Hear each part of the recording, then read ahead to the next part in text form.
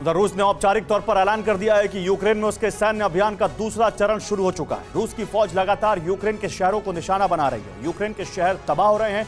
Donbas में विध्वंसक जंग चल रही है। सवाल यह है कि क्या पुतिन जल्द से जल्द अगले कुछ दिनों में सब कुछ खत्म करना चाहते हैं।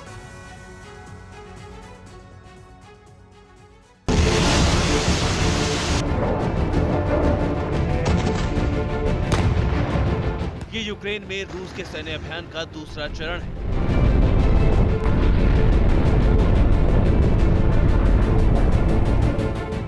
पहले से घातक, पहले से विध्वंसक।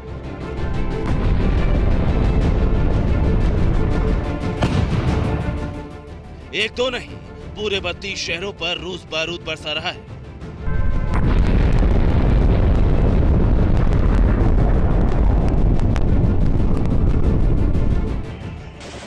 इस बार रूस के निशाने पर सिर्फ यूक्रेन के सैन्य ठिकाने नहीं।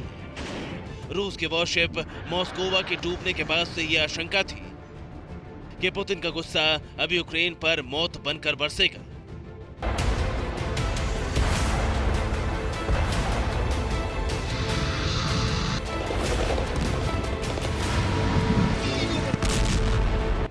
अब ये साक्षात दिख रहा है। जेलेंस्की कह रहे हैं कि डोनबास की लड़ाई शुरू हो गई, लेकिन लड़ाई सिर्फ डोनबास तक नहीं है।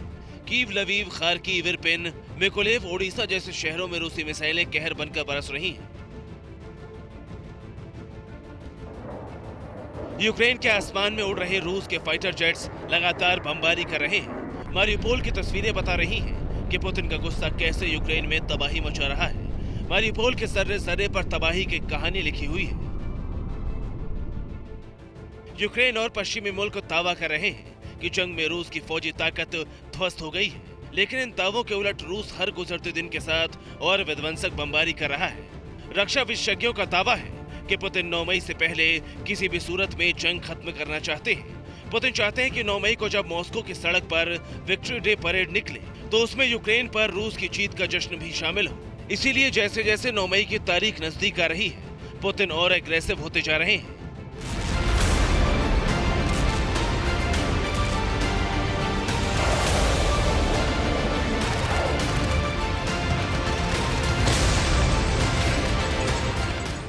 रूस की फौज लगातार यूक्रेन पर हमला बोल रही है। अब पुतिन का मकसद सिर्फ एक है, तबाही चाहे जितनी हो, 9 मई से पहले यूक्रेन की हार होनी चाहिए।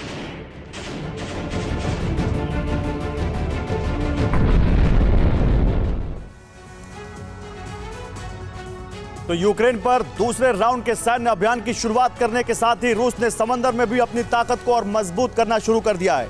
यूक्रेन की तरफ से वॉरशिप मॉस्कोवा को मार गिराने के बाद रूस को आशंका है कि समंदर में यूक्रेन और पश्चिमी देश कोई बड़ी गड़बड़ कर सकते हैं और इसलिए रूस ने समंदर में अपनी ताकत को बढ़ाने के लिए ब्लैक सी में 5 वॉरशिप तैनात किए हैं। रूस के 5 एयरक्राफ्ट कैरियर ब्लैक सी में तैनात हैं और ये वॉरशिप 36 कैलिबर क्रूज मिसाइलों से लैस हैं।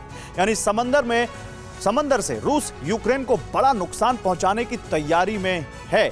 अब आइए आपको बताते हैं कि क्या क्या है यहाँ पर। एंटी सबमरीन II-38 को प्रशांत महासागर में तैनात किया गया है।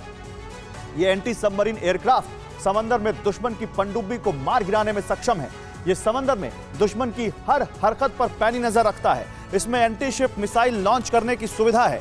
यूक्रेन के जंगी मैदान में रूसी आर्मी की 11 और बटालियन भी पहुंच गई हैं। इन सैनिकों के जंगी मैदान में पहुंचने के बाद रूस पूर्वी और दक्षिणी यूक्रेन में बड़े हमले की तैयारी कर रहा है।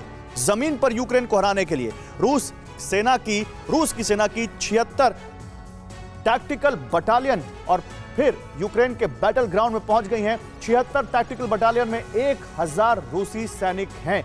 लेकिन सवाल यह है कि जल थल नभ में रूस पूरी मोर्चाबंदी कर रहा है, लेकिन वो मॉस्को जिस पर अल्ट्रा मॉडर्न रेडार्स थे, वो मॉस्को जिन पर घातक मिसाइलें लगी थी, वो खुद को रूस के हमले से क्यों नहीं बचा पाई? मॉस्को को डूबने से क्यों नहीं बचा पाया वो पूरा हथियार, वो पूरा असलहा? सवाल यह है। तो रूस ने पूरी तैयारी के साथ यूक्रेन के खिलाफ रूस ने सैन्य अभियान का दूसरा चरण शुरू किया है।